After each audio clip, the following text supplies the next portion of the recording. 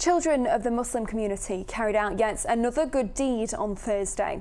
They took to the Foxton Centre to feed others during a time that they go without themselves.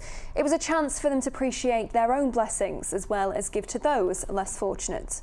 Five-a-side football or a night in front of the TV is how most young boys would choose to spend their Thursday evening. But for the Muslim community, they spent theirs feeding others at a time when they go without. We wanted the boys to come in and sort of experience serving the people who are sort of less fortunate and who are more in need. In the evening school where they go, we teach them the theory, but it's about experiencing it practically as well. And at the same time sort of opening their eyes so they can sort of realise it's about being grateful for all the blessings that have been given. You know, all of them, they've got families, they've got a roof over their heads, and they don't have to think about the next meal.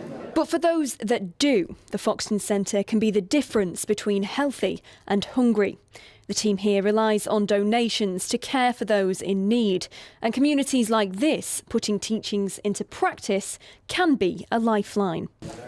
Well, I'm sure everybody here today, they're thanking them for it. You know, in other words, they're not going without the guys here. So yeah, it's just a wonderful thing. And I'm happy to be here tonight, you know. It's overwhelming, really. I think fantastic effort. And for people from the Muslim communities to come out in Ramadan and feed us all when they're not eating themselves, it will be a few hours yet before they go home and break their fast.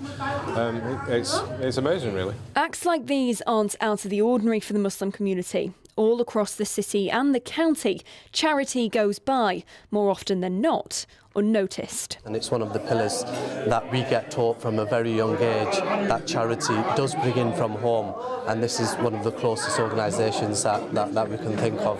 So that's why we've come here, and like I said, we're not restricted to Muslim organisations. In fact, we encourage to go out to all organisations wherever the need is the greatest. But where the need is the greatest isn't necessarily familiar.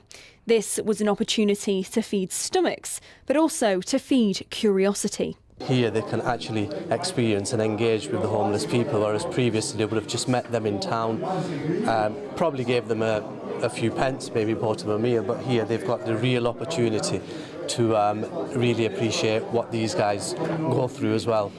For the service users here, they get to leave with full tummies, but everyone leaves with a full heart. One of the 5 pillars of Islam is to give to charity, so it is quite important to do this. They've been quite grateful. A lot of them have said thanks and want to know more about us and what we do and stuff. They were really happy, and they were happy that someone actually thought about them, because they thought they were rejected on the streets, but that someone's actually come to give to them and help them out. And how does that make you feel that you're appreciated here today?